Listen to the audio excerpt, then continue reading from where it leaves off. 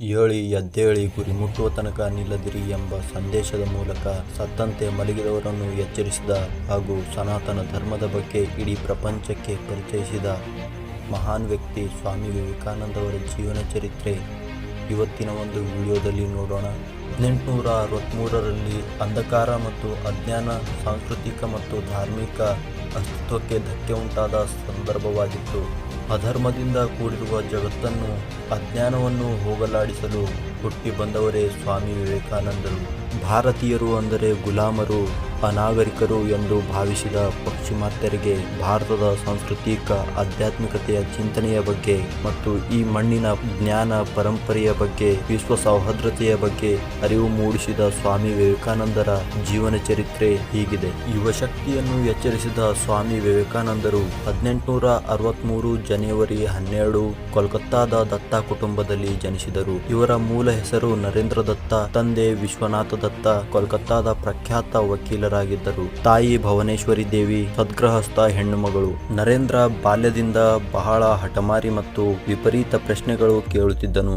ಇವರ ತಾಯಿ ಭಕ್ತಿ ಮತ್ತು ದೇಶಭಕ್ತಿಯ ಕಥೆಗಳನ್ನು ಹೇಳುತ್ತಿದ್ದರು. ಅಸಹಾಯಕರ ಬಗ್ಗೆ ಅಪಾರ ಅನುಕಂಪ ಹೊಂದಿರುವ ಸ್ವಾಮಿ ವಿವೇಕಾನಂದರು 7 ವರ್ಷದ ಬಾಲಕನಿದ್ದಾಗಲೇ 1870ರಲ್ಲಿ ಈಶ್ವರ್ಚಂದ್ರ ವಿಶ್ವಸಾಗರ ಶಾಲೆಗೆ ಸೇರಿಸಲಾಯಿತು. ಮುಂದೆ 10ನೇ ತರಗತಿಯಲ್ಲಿ ಉನ್ನತ ಮಟ್ಟದ ಅಂಕವನ್ನು ಪಡೆದರು. ಕೋಲ್ಕತ್ತಾದ ಪ್ರೆಸಿಡೆಂಟಲ್ ಕಾಲೇಜಿನಲ್ಲಿ ತತ್ವಜ್ಞಾನದಲ್ಲಿ MA ಪದವಿ ಪಡೆದುಕೊಂಡರು. ಸ್ವಾಮಿ ವಿವೇಕಾನಂದ ಅವರಿಗೆ ದೇವರಲ್ಲಿ ನಂಬಿಕೆ ಇರಲಿಲ್ಲ. ಆದರೆ ಒಂದು ದಿವಸ ರಾಮಕೃಷ್ಣ ಪರಮಹಂಸರನ್ನು ಭೇಟಿಯಾಗುತ್ತಾರೆ. ಭೇಟಿಯಾದ ನಂತರ ಗುರುಗಳಿಗೆ ನೀವು ದೇವರನ್ನು ನೋಡಿದ್ದೀರಾ ಎಂದು ಪ್ರಶ್ನೆ ಕೇಳುತ್ತಾರೆ. ಆಗ ಗುರುಜಿಯವರು ಹೌದು, ನಾನು ನೋಡಿದ್ದೇನೆ ಮತ್ತು ಮಾತು ಕೂಡ ಆಡಿದ್ದೇನೆ ಅಂತ ಹೇಳುತ್ತಾರೆ. ಇದನ್ನು ಕೇಳಿದ ಸ್ವಾಮಿ ವಿವೇಕಾನಂದರು ನನಗೂ ದೇವರ ಜೊತೆ ಮಾತನಾಡಿಸಿ ಎಂದು ಕೇಳುತ್ತಾರೆ. ಹಾಗಂದ ತಕ್ಷಣವೇ ಸ್ವಾಮಿ ವಿವೇಕಾನಂದರ ಕಪಾಳಕ್ಕೆ ಒಂದು ಜೋರಾಗಿ ಹೊಡೆಯುತ್ತಾರೆ. ಆಗ ಸ್ವಾಮಿ ವಿವೇಕಾನಂದರು ಅಮ್ಮ ಅಂತ ಕಿರುಚುತ್ತಾರೆ. ಆವಾಗ ಅರ್ಥ ಆಗುತ್ತದೆ ದೇವರು ನಮ್ಮಲ್ಲೇ ಇದ್ದಾನೆ ಅಂತ, ನಮ್ಮ ಮನಸ್ಸಿನಲ್ಲೇ ಇದ್ದಾನೆ ಅಂತ ಅರ್ಥ ಆಗುತ್ತದೆ. ಗುರುಗಳ ಜೊತೆ ಆಧ್ಯಾತ್ಮಿಕ ಚಿಂತನೆಯ ಬಗ್ಗೆ ಚರ್ಚಿಸುತ್ತಾ ಗುರುಗಳ ಜ್ಞಾನವನ್ನು ಪಡೆಯುತ್ತಾ ಇರುತ್ತಾರೆ ಮತ್ತು ಕಾಳಿ ದೇವತೆಯನ್ನು ಪೂಜಿಸುತ್ತಾ ಹೀಗೆ ಗುರುಗಳಿಂದ ಜ್ಞಾನವನ್ನು ಪಡೆಯುತ್ತಾ ಇರುತ್ತಾರೆ. ಹೀಗೆ ಕೆಲವು ದಿವಸಗಳ ನಂತರ ಗುರುಗಳಿಗೆ ಗಂಟಲು ಕ್ಯಾನ್ಸರ್ ಆಗಿ ಮರಣ ಹೊಂದುತ್ತಾರೆ. ಅವರು ಕೂಡ ಈ ಪ್ರಪಂಚವನ್ನು ಬಿಟ್ಟು ಹೋಗುತ್ತಾರೆ. ಸಾಯುವುದಕ್ಕಿಂತ ಮುಂಚೆ ಅವರಲ್ಲಿದ್ದ ಆಧ್ಯಾತ್ಮಿಕ ಶಕ್ತಿಯನ್ನು ವಿವೇಕಾನಂದ ಅವರಿಗೆ ಧಾರೆ ಎರೆದಿರುತ್ತಾರೆ. ಅವರ ಜವಾಬ್ದಾರಿಯೆಲ್ಲ ವಿವೇಕಾನಂದರು ವಹಿಸುತ್ತಾರೆ. ಹಾಗೆ ಅವರ 15 ಜನ ಶಿಷ್ಯರು ಮತ್ತು ಅವರು ಸನ್ಯಾಸವನ್ನು ಸ್ವೀಕರಿಸುತ್ತಾರೆ ಮತ್ತು ಇಡೀ ಭಾರತವನ್ನು ತಿರುಗಲು ಪ್ರಾರಂಭಿಸುತ್ತಾರೆ. ಸುತ್ತಾಡಬೇಕಾದರೆ ದೇಶದ ಎಲ್ಲಾ ವಿಚಾರಗಳನ್ನು ತಿಳಿದುಕೊಳ್ಳುತ್ತಾರೆ. ಈ ದೇಶವು ಜಾತಿಯಿಂದ ಒಡೆದು ಹೋಗಿದೆ ಮತ್ತು ಮೂಢನಂಬಿಕೆಯಿಂದ ಕೂಡಿದೆ. ಇದರಿಂದ ನಮ್ಮ ದೇಶ ಇಷ್ಟೊಂದು ಹಾಳಾಗಿ ಹೋಗುತ್ತಿದೆ ಅಂತ ಅವರಿಗೆ ಗೊತ್ತಾಗುತ್ತದೆ ಮತ್ತು ನಮ್ಮ ದೇಶ ಬಡತನದಿಂದ ಕೂಡಿದೆ. ಇದಕ್ಕೆ ಕಾರಣ ಮೇಲ್ಜಾತಿಯವರು ಕೆಳಜಾತಿಯವರನ್ನ ತುಳಿತಾನೆ ಬರುತ್ತಿದ್ದಾರೆ ಅಂತ ಅರ್ಥ ಆಗುತ್ತದೆ. ಅದೇ ಸಮಯದಲ್ಲಿ ಅಮೆರಿಕಾದಲ್ಲಿ ವಿಶ್ವಧರ್ಮ ಸಮ್ಮೇಳನ ನಡೆಯುತ್ತಾ ಇದೆ ಅಂತ ಗೊತ್ತಾಗುತ್ತದೆ. ಆ ಸಮ್ಮೇಳನಕ್ಕೆ ಹೇಗಾದರೂ ಮಾಡಿ ಹೋಗಬೇಕು ಅಂತ ನಿರ್ಧಾರ ಮಾಡುತ್ತಾರೆ. ಯಾಕಂದರೆ ನಮ್ಮ ದೇಶದಲ್ಲಿ ಆಧ್ಯಾತ್ಮಿಕತೆ ಇದೆ, ಈಸ್ಟರ್ನ್ ಕಂಟ್ರಿಗಳಲ್ಲಿ ವಿಜ್ಞಾನ ಇದೆ. ವಿಜ್ಞಾನವನ್ನು ನಮ್ಮ ದೇಶದವರಿಗೆ ಕಲಿಸಬೇಕು ಮತ್ತು ಆಧ್ಯಾತ್ಮಿಕತೆಯನ್ನು ಅವರ ದೇಶದಲ್ಲಿ ಸಾರಬೇಕು ಅಂತ ಅಂದುಕೊಳ್ಳುತ್ತಾರೆ. ಆದರೆ ಅವರ ಹತ್ತಿರ ಹೋಗಲು ದುಡ್ಡಿರುವುದಿಲ್ಲ. ಆಗ ಮೈಸೂರು ಮಹಾರಾಜರು ಮತ್ತು ಮದ್ರಾಸ್ ಮಹಾರಾಜರ ಹತ್ತಿರ ಎಲ್ಲಾ ವಿಷಯಗಳನ್ನು ತಿಳಿಸುತ್ತಾರೆ. ಆಗ ಹಣದ ವ್ಯವಸ್ಥೆ ಎಲ್ಲ ಹೋಗಲು ರೆಡಿಯಾಗುತ್ತಾರೆ. ಮೇ 31, 1893ರಂದು ಮುಂಬೈನಿಂದ ಹೊರಡುತ್ತಿರುವ ಪೆನ್ಸಿನ್ಸುಲಾ ಎಂಬ ಹಡಗಿನಲ್ಲಿ ಅಮೆರಿಕಾದತ್ತ ಸ್ವಾಮಿ ವಿವೇಕಾನಂದರು ಪ್ರಯಾಣ ಬೆಳೆಸುತ್ತಾರೆ. ಶ್ರೀಲಂಕಾ, ಜಪಾನ್, ಚೈನಾ, ಕೆನಡಾ ಮತ್ತು ಅನೇಕ ದೇಶಗಳನ್ನು ದಾಟಿ ಕೊನೆಗೆ ಅಮೆರಿಕಾದ ಚಿಕಾಗೋಗೆ ಸೇರುತ್ತಾರೆ. ಆಗ ಹೋದ ಮೇಲೆ ಗೊತ್ತಾಗುತ್ತದೆ ವಿಶ್ವಧರ್ಮ ಸಮ್ಮೇಳನ 2 ತಿಂಗಳು ಆದ ಮೇಲೆ ನಡೆಯುತ್ತದೆ ಅಂತ. ವಿವೇಕಾನಂದರಿಗೆ ಏನು ಮಾಡಬೇಕು ಅಂತ ತಿಳಿತಾ ಇರುವುದಿಲ್ಲ. ಆಗ ಅದೇ ಸಮಯದಲ್ಲಿ ಚಿಕಾಗೋದಲ್ಲಿ ಇರಬೇಕು ಅಂದರೆ ಅದು ತುಂಬಾ ಕಾಸ್ಟ್ಲಿ ಸಿಟಿ ಆಗಿತ್ತು. ಅಲ್ಲಿ ಕೈಯಲ್ಲಿ ದುಡ್ಡು ನಿಲ್ಲೋದೇ ಕಷ್ಟವಾಗಿತ್ತು. ಆಗ ಏನು ಮಾಡಬೇಕು ಅಂತ ಒಂದು ಕಡೆ ಸುಮ್ಮನೆ ಕುಳಿತುಕೊಳ್ಳುತ್ತಾರೆ. ಅದೇ ಸಮಯದಲ್ಲಿ ಯಾರೋ ಒಬ್ಬರು ಬಂದು ಬಾಸ್ಟರ್ ನಗರಕ್ಕೆ ಹೋಗಿ ಅಲ್ಲಿ ನಿಮಗೆ ಉಳಿಯಲು ಕಲಿಯೋಕೆ ಸಹಾಯ ಆಗುತ್ತದೆ ಅಂತ ಹೇಳುತ್ತಾರೆ. ಆಗ ಸ್ವಾಮಿ ವಿವೇಕಾನಂದರು ಟ್ರೈನ್ ನಲ್ಲಿ ಬಾಸ್ಟರ್ ನಗರಕ್ಕೆ ಹೋಗುತ್ತಾ ಇರುತ್ತಾರೆ.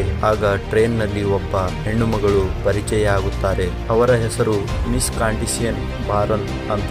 ಆ ಮಹಿಳೆ ಸ್ವಾಮಿ ವಿವೇಕಾನಂದರ ಜೊತೆ ಮಾತನಾಡುತ್ತಾ ಅವರಲ್ಲಿದ್ದ ಬುದ್ಧಿಶಕ್ತಿಯನ್ನು ನೋಡಿ ಇವರೊಬ್ಬ ಮಹಾನ್ ವ್ಯಕ್ತಿಯಾಗಿರಬಹುದು ಎಂದುಕೊಂಡು ಸ್ವಲ್ಪ ದಿನ ನಮ್ಮ ಮನೆಯಲ್ಲೇ ಇದ್ದುಕೊಂಡು ಹೋಗಲಿ ಅಂತ ತಮ್ಮ ಮನೆಗೆ ಕರೆದುಕೊಂಡು ಹೋಗುತ್ತಾರೆ.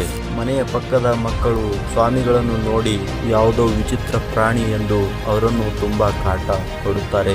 ಈ ಎಲ್ಲಾ ಕಷ್ಟಗಳನ್ನು ಅನುಭವಿಸಿ ಅಲ್ಲೇ ಉಳಿಯುತ್ತಾರೆ. ಅಲ್ಲಿ ಒಬ್ಬ ಹಾರ್ವರ್ಡ್ ಯೂನಿವರ್ಸಿಟಿಯ ಒಬ್ಬ ಪ್ರೊಫೆಸರ್ ಪರಿಚಯ ಆಗುತ್ತಾರೆ. ಪ್ರೊಫೆಸರ್ ಕೂಡ ಸ್ವಾಮಿ ಜೊತೆ ಮಾತನಾಡುತ್ತಾ ಅವರ ಬುದ್ಧಿವಂತಿಕೆ ಮತ್ತು ಅವರ ನಾಲೆಜ್ ಅನ್ನು ಗುರುತಿಸಿ ಸ್ವಾಮಿಗಳನ್ನು ಚಿಕಾಗೋದಲ್ಲಿ ನಡೆಯುತ್ತಿರುವ ಸರ್ವಧರ್ಮ ಸಮ್ಮೇಳನದಲ್ಲಿ ತಾವು ಭಾಗವಹಿಸಬೇಕು ಅಂತ ಕೇಳಿಕೊಳ್ಳುತ್ತಾರೆ. ಸ್ವಾಮಿ ವಿವೇಕಾನಂದರು ಹೇಳುತ್ತಾರೆ, ನಾನು ಬಂದಿರೋದೇ ಅದಕ್ಕೆ ಅಂತ, ಆದರೆ ನನ್ನ ಹತ್ತಿರ ಪರಿಚಯ ಪತ್ರ ಇಲ್ಲ ಎಂದು ಹೇಳುತ್ತಾರೆ.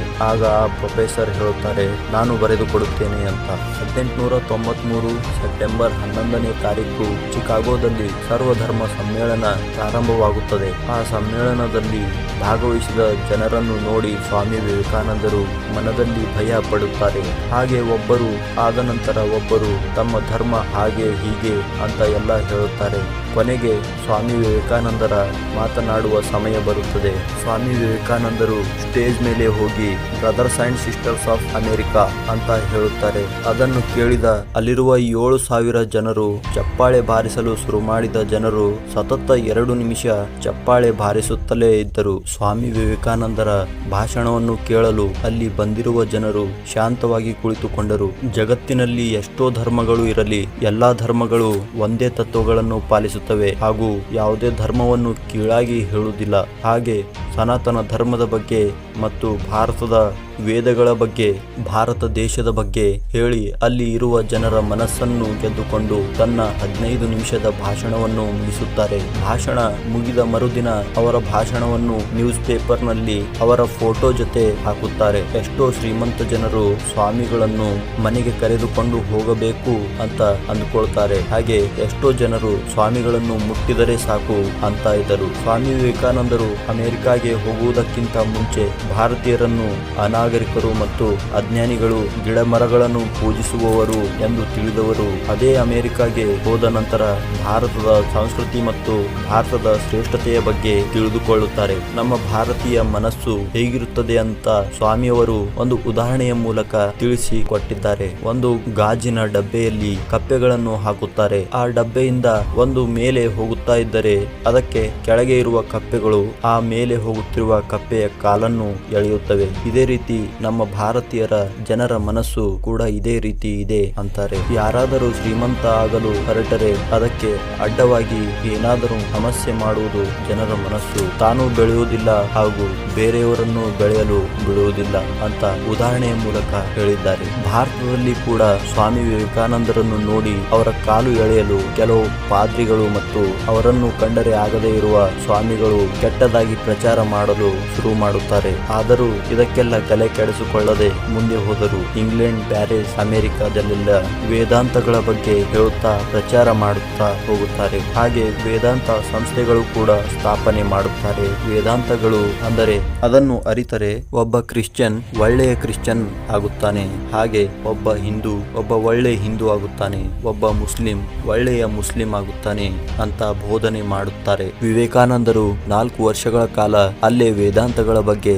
ಹೇಳಿದಾದ ನಂತರ ಭಾರತಕ್ಕೆ 1893 ಜನವರಿ 15ರಂದು ಹಿಂತಿರುಗುತ್ತಾರೆ. ಭಾರತಕ್ಕೆ ಬಂದ ಕೆಲವೇ ತಿಂಗಳಲ್ಲಿ ರಾಮಕೃಷ್ಣ ಮಿಷನ್ ಸ್ಥಾಪನೆ ಮಾಡುತ್ತಾರೆ. ಇದರ ಉದ್ದೇಶ ಭಾರತೀಯರಿಗೆ ಅಧ್ಯಾತ್ಮದ ಮೂಲಗಳ ಬಗ್ಗೆ ಬೋಧನೆ ಮಾಡುತ್ತಾರೆ. ಹಾಗೆ ಎಷ್ಟೋ ಸಮಾಜ ಸೇವೆಗಳನ್ನು ಮಾಡುತ್ತಾ ಇದ್ದಾರೆ. ಇವತ್ತು ಇದರ ಸಂಸ್ಥೆಗಳು ಇಡೀ ಪ್ರಪಂಚದಲ್ಲೇ ಎಲ್ಲಾ ಕಡೆ ಇದೆ. ಹೀಗೆ ಕೆಲವು ದಿವಸಗಳ ನಂತರ ಸ್ವಾಮೀಜಿಯವರ ಆರೋಗ್ಯ ಅನಾರೋಗ್ಯದತ್ತ ಸಾಗುತ್ತಾ ಇರುತ್ತದೆ. ಇದಕ್ಕಾಗಿ ಸ್ವಾಮೀಜಿಯವರು ಇಂಗ್ಲೆಂಡ್ ಹಿಮಾಲಯ ಪರ್ವತ ಮುಂತಾದ ಸ್ಥಳಗಳನ್ನು ಸುತ್ತಾಡಿ ಬಂದು ಆದರೂ ಅವರ ಆರೋಗ್ಯ ಸರಿ ಹೋಗಲಿಲ್ಲ. ಆಗ ಒಂದು ದಿನ ಸ್ವಾಮೀಜಿಯವರು ತಮ್ಮ ಶಿಷ್ಯನನ್ನು ಕರೆದು ಪಂಚಾಂಗ ಕ್ಯಾಲೆಂಡರ್ ತರುವುದಕ್ಕೆ ಹೇಳುತ್ತಾರೆ. ಅದರಲ್ಲಿ ಜುಲೈ 4 ತಾರೀಕು ಮಾರ್ಕ್ ಮಾಡುತ್ತಾರೆ. ಆ ಮಾರ್ಕ್ ಬಗ್ಗೆ ಯಾರಿಗೂ ಗೊತ್ತಾಗಲಿಲ್ಲ, ಹಾಗೆ ಮಲ್ಕೊಳ್ತಾರೆ. ಜುಲೈ 4ನೇ ತಾರೀಕು ಶಿಷ್ಯನಿಗೆ ಗಾಳಿ ಬೀಸಲು ಹೇಳುತ್ತಾರೆ. 2 ಸಾರಿ ಉಸಿರು ದೀರ್ಘಕಾಲ ಎಳೆಯುತ್ತಾರೆ. ಹಾಗೆ 3ನೇ ಸಾರಿ ಉಸಿರು ನಿಂತು ಹೋಗುತ್ತದೆ. ಆ ಶಿಷ್ಯನಿಗೆ ಆಗ ಗೊತ್ತಾಗುತ್ತದೆ ಜುಲೈ 4ನೇ ತಾರೀಕು ಮಾರ್ಕ್ ಯಾಕೆ ಮಾಡಿದ್ದಾರೆ ಅಂತ. ಆವತ್ತು ಅವರು ಎಲ್ಲರನ್ನೂ ಬಿಟ್ಟು ಹೋಗುವ ದಿನ ಅಂತ. ಈ ಸುದ್ದಿ ಕಲ್ಕತ್ತಾದ ಎಲ್ಲ ಜನರಿಗೆ ಗೊತ್ತಾಗುತ್ತದೆ. ಎಷ್ಟೋ ಸಾವಿರಾರು ಜನರು ಅವರ ಕೊನೆಯ ದರ್ಶನವನ್ನು ಪಡೆಯಲು ಬರುತ್ತಾರೆ. ಆಮೇಲೆ ಸ್ವಾಮೀಜಿಯವರು ಮೊದಲೇ ಗಂಗಾ ತೀರದ ದಂಡೆಯ ಮೇಲೆ ಒಂದು ಜಾಗವನ್ನು ಗುರುತಿಸಿದರು. ಅದೇ ಜಾಗದಲ್ಲಿ ಅವರ ಅಂತ್ಯಕ್ರಿಯೆಯನ್ನು ಮಾಡುತ್ತಾರೆ. ಸ್ವಾಮಿ ವಿವೇಕಾನಂದರು ಜುಲೈ 4, 1902 ಇಹಲೋಕವನ್ನು ತ್ಯಜಿಸುತ್ತಾರೆ.